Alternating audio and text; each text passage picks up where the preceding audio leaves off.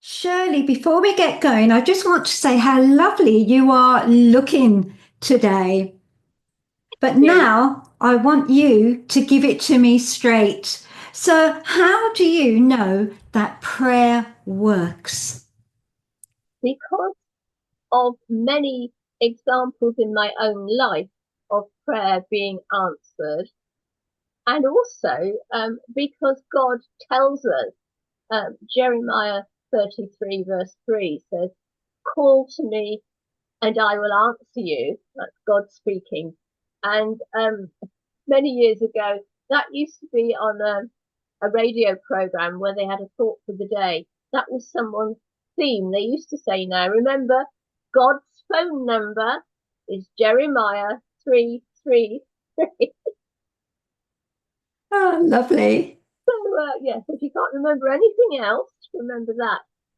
Yes, many times God's answered prayer. I was thinking of a time when I had to go away from home, miles away, for a job interview overnight, and my mother had just been told that she had a large mass in her abdomen, and she had to go to a hospital for a special kind of scan while I was away. Um, and because the interview was overnight, I had to go to an early morning communion service, 7 o'clock in the morning, on the morning she was off to the hospital. And I was just crying all through this service and praying, Lord, I know everybody has a time to die, but I don't think it's my mother's time yet. She's not, it's not the right time. She's not old enough. She's got other things to do in her life. Please heal her. And I felt better after that. And then I went off and had another whole day of being interviewed. And when I got back, my mother told me that a miracle had happened. And it was exactly the same time I'd been praying for her. She was lying in bed at 7 o'clock in the morning, praying herself, please could you heal me, Lord? And she heard a voice say, "Woman, you are healed." When she got to the hospital, as they were doing the kind of scan, they gave her the results straight away. And they said, "Well, we don't know what has happened or what the doctor thought was there, but there's nothing there. You're absolutely clear, Mrs. Collins. You can go home." And my mum said, "I know what's happened. I've been prayed for and God's healed me." She was able to witness to the nurses at the hospital. But that's just one example, but many other examples as well I have of God answering prayer and healing and saving people's lives, saving my life on a couple of occasions as well.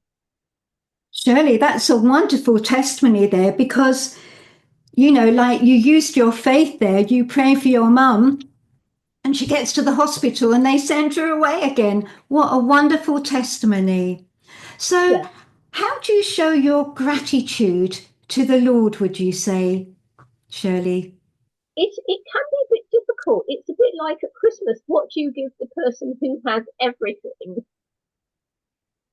And I I say thank you, and I praise and thank the Lord, and I might sing to the Lord, and I do love a bit of singing. I'm not particularly good at it, but I like to sing to the Lord and praise the Lord for what He's done.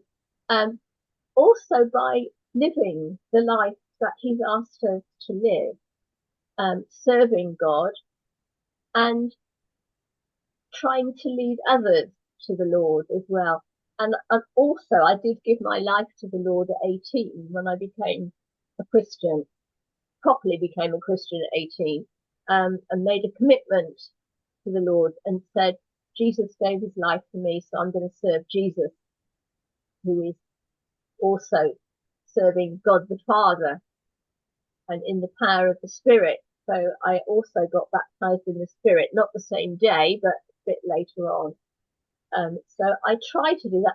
I'm not always very good at it, but there are times when I'm just so full of the Lord and I can sing and dance, and hopefully that's all right. I mean, I know our praise isn't anything in terms of what God can do and the miracles that He can show us, but it's what's in our hearts, isn't it, Jeannie, that's important, and God knows. Yes, Sometimes, Shirley. sometimes words are not enough. That's so true, isn't it? Really true. And that is lovely, though, that we can come to God with a heart of gratitude as well. So, do you keep your promises?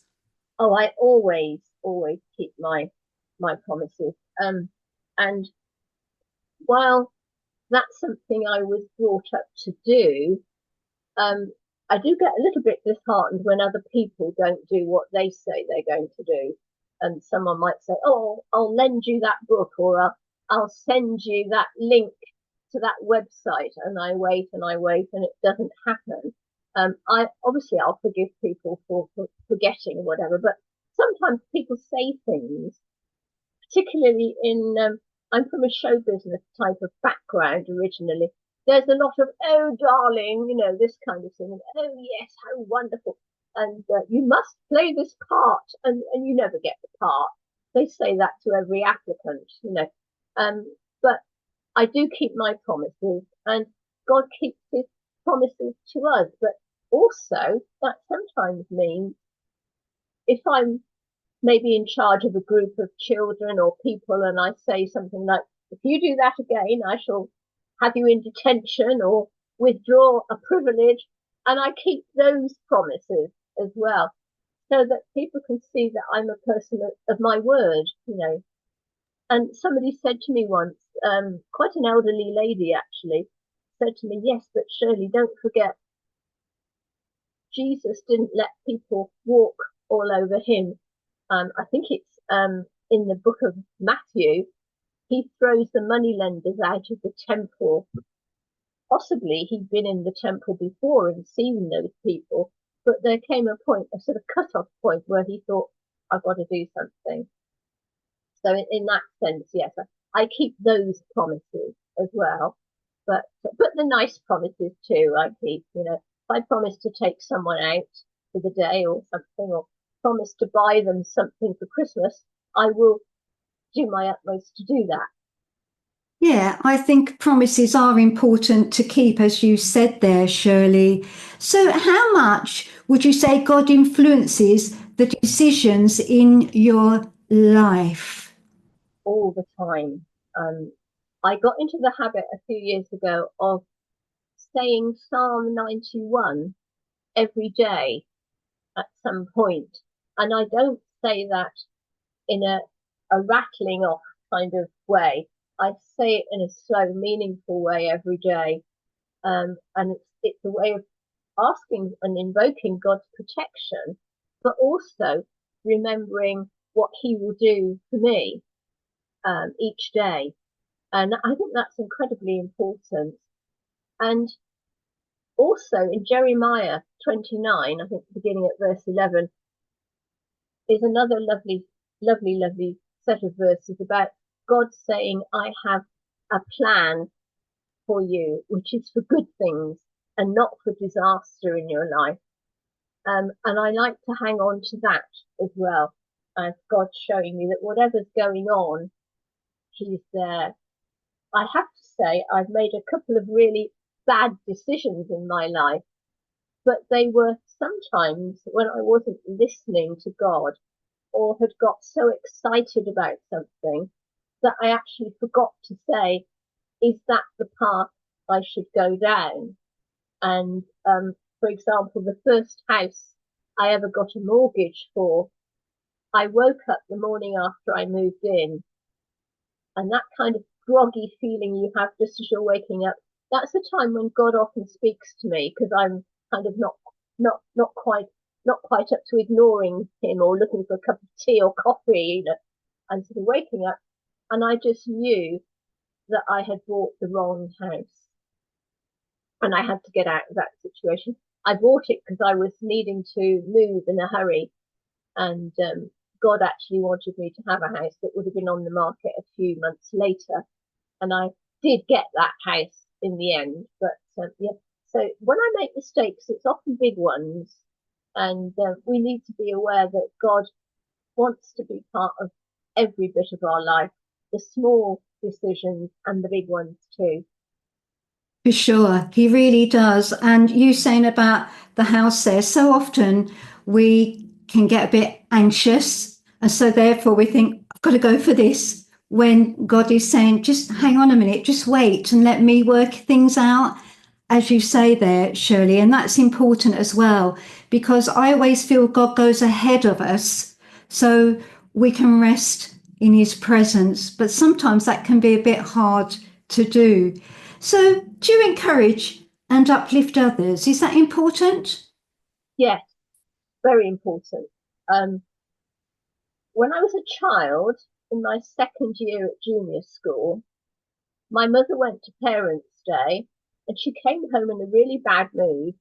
And she probably shouldn't have told me, but because she just had an awful argument with my form teacher, she was sort of full of it and needed to tell us. And she said, teacher's just said to me, Shirley, that you are never going to be good at anything. And I gave her what for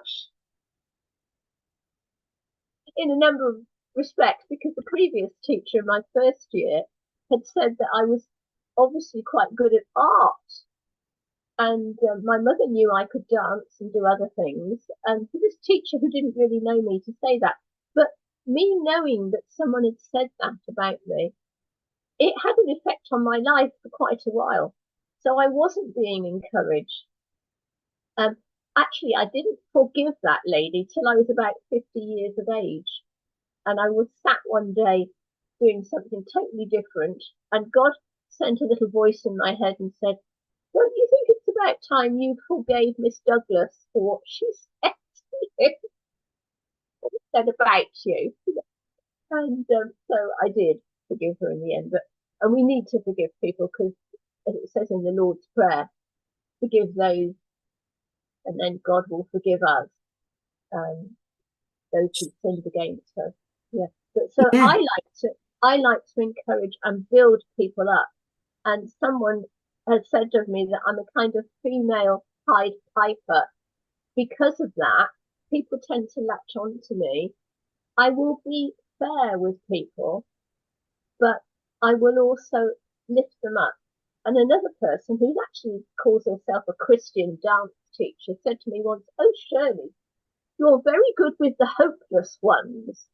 And I thought, nobody's hopeless. If somebody is using their artistic talent in God's service, you can't say that anyone is hopeless because they're giving their all to the Lord. It's not like they want to be a famous artist or a famous dancer or a famous singer.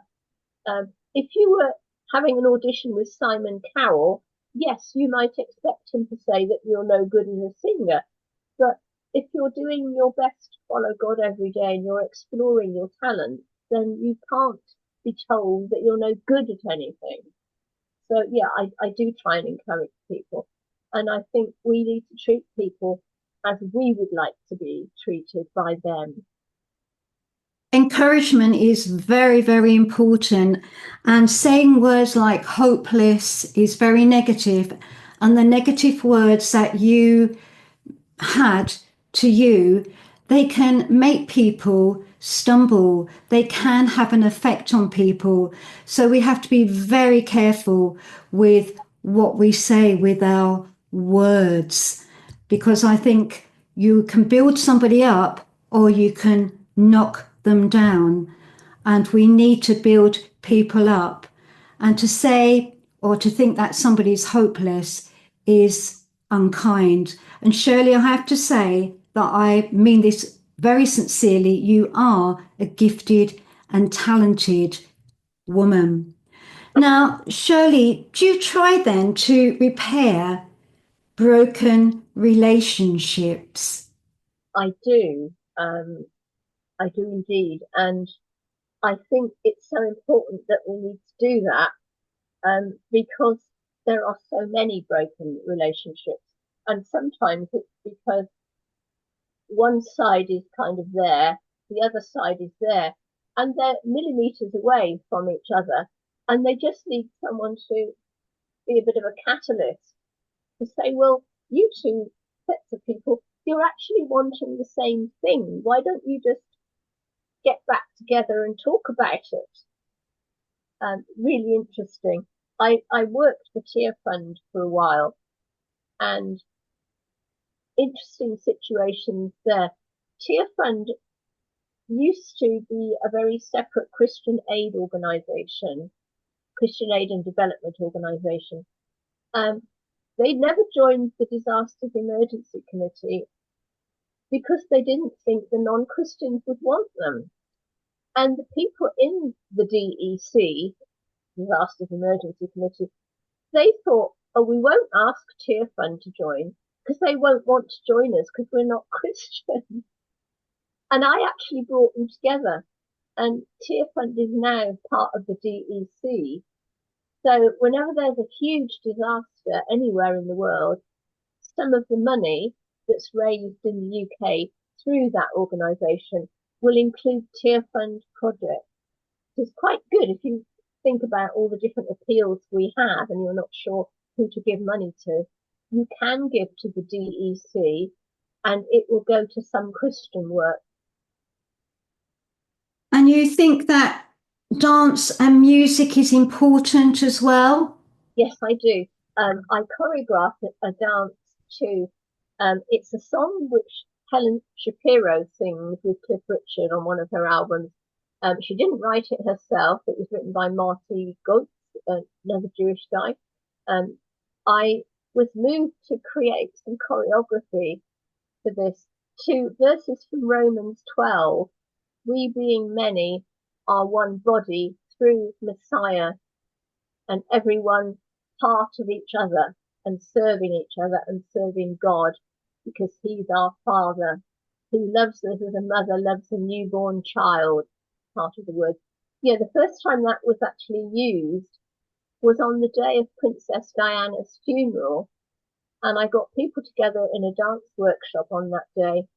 People go into pairs and they are portraying opposite sides of two conflicting lots of people. And as they dance, they're praying that those people will come together. And it's very, very powerful and simple. Anyone could do it, which is sometimes when I teach dance is in a community dance setting, not necessarily a professional setting. And yeah, and it just starts with people sort of touching hands.